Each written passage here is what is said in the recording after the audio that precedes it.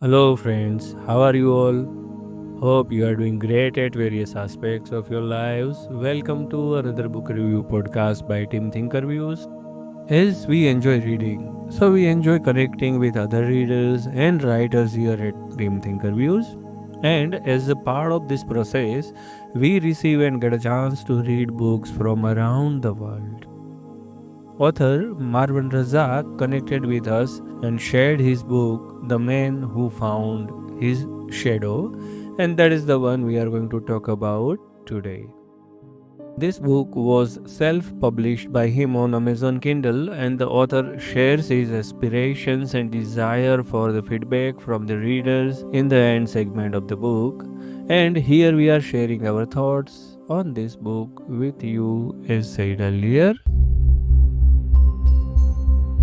Being a gateway to the virtual world explored within, the book cover plays a vital role in making the first impression of the book, and thus it is often responsible for many purchase and or book pickup decisions. As you can see in the podcast cover, the blood red background is justified on a book focused on mass shooting. The black stripes on the top and the bottom of the cover page adds to the elements of dark times. The illustration of a person and multiple shadows complement the same. It is a simple cover page that remains faithful to the book content. What do you say? Now let us take a bird's eye view of the book plot. It is just another day in a bustling city in the United States of America, with the family of a school teacher Muhammad Iqbal celebrating his award as the best elementary teacher with friends and family. But the man of the hour is missing, and then disaster strikes. There has been a mass shooting. There was a National Rifle Association convention in the Bremer Plaza Hotel, which has now turned into the site of a massacre with death toll of more than 250. An event like this gets every law enforcement agency riled, and soon the police are joined by FBI and ADF. As it happens, CIA also had some agents in this convention, and the governor happens to be one of the wounded. Every agency has something to lose in this scenario, and they are all following their own agenda to limit the damage to their causes and reputations. While everyone is equally baffled by the mild mannered school teacher who has surrendered himself as the prime suspect for the shooting. Meanwhile, one of the media teams have been able to get drone footages of the shooting venue as well as internal information on the police investigations. As the media coverage leads to protesters rioting outside the police stations along with a terrorist attack, it looks like the mysteries of this mass murder will never get resolved. As you can see, the premise of the book is very contemporary. It rotates around a very controversial topic of whether access to arms lead to mass shootings in a country like USA. Additionally, the author makes it an interesting crime thriller by showing us the internal workings, issues, and rivalries of multiple law enforcing agencies. Each agency has good personnel as well as betrayers. There is also political corruption and money making schemes of various businessmen involved in the armed weapons deals around the world. With all these characters, the book has multiple interesting twists and turns that keep you interested. However, sometimes it can be confusing to keep straight all the characters and their motivations. The author makes some really good observations from real life scenarios when such events take place. For example, when a hospital is swamped with victims, quoting from the book, the survivors were segregated into vague categories. There were those who had suffered the most merciful of wounds, with bullets merely piercing the flesh and leaving them shell shocked but physically rather unhurt. Then there were the ones who sucked up every available triage unit to stem bleeding from the stomach and limbs that threaten to render the body useless if untreated. And finally, there were the critical ones. The ones who made almost no sound, demanded no attention, but the ones over who doctors and nurses fretted the most. They had organs irrecoverably damaged by a flurry of bullets, limbs left unusable.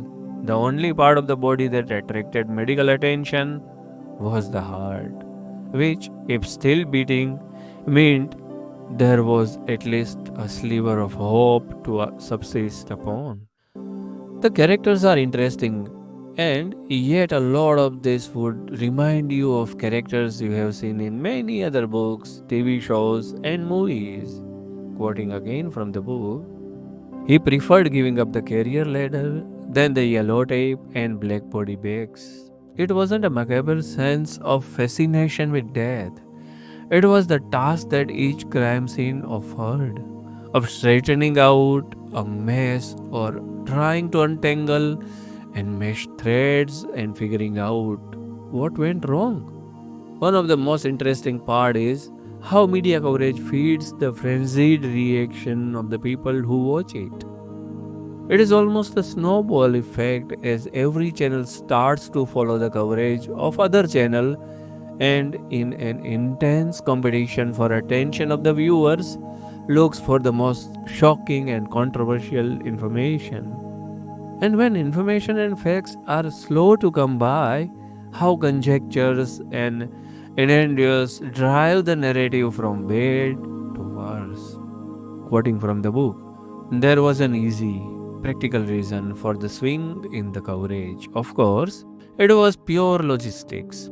Some of the channels had certain pundits and talking heads on speed dials, men and women in suits and dresses who could pull into studio parking lot within minutes of being summoned. The ones who showed up shaped the coverage.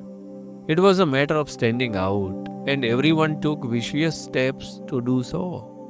Not only were the some facts are repeated, once the number of diverse facts that could be started ran out, they began starting alternative fictional facts. Soon, these facts cascaded from the narrative, one that morphed according to the tastes of their assumed audience and most prestigious advertisers. Until 2 hours after the shooting, the five biggest channels in the nation had five different takes on who committed the mass shooting, why, and how. The author builds up the suspense as the story progresses, and the final twist to the secret is interesting. Not to give you any spoilers, but you can guess it if you know where the inspiration for the book's title has been derived from. This section will remind you of multiple films made in the recent years and how the author wants to change the perspective on the events in those films. The book could have been much better read with some editing and rearranging of some of the chapters in terms of sequencing and timing. And there are also some typographical errors, which is not uncommon with self published books. In summary, The Man Who Found His Shadow by Marwan Razzaq is a book with a combination of contemporary crime problems and an interesting take on how events turn into disasters. If you have a few hours to read a crime thriller, you can go for that. ThinkerViews rating would be around 6 stars out of 10. So, have you already read the book? Are you planning to read it? What do you think about this book review? Do you find it helpful in deciding whether to go for the book or not? Please do share your genuine remarks via comments below. If you have enjoyed listening to the review, please hit the like button and do not forget to share it with your friends and other fellows whom you think such reviews interest more. Till we meet with our next podcast, bye bye, take care, namaskar.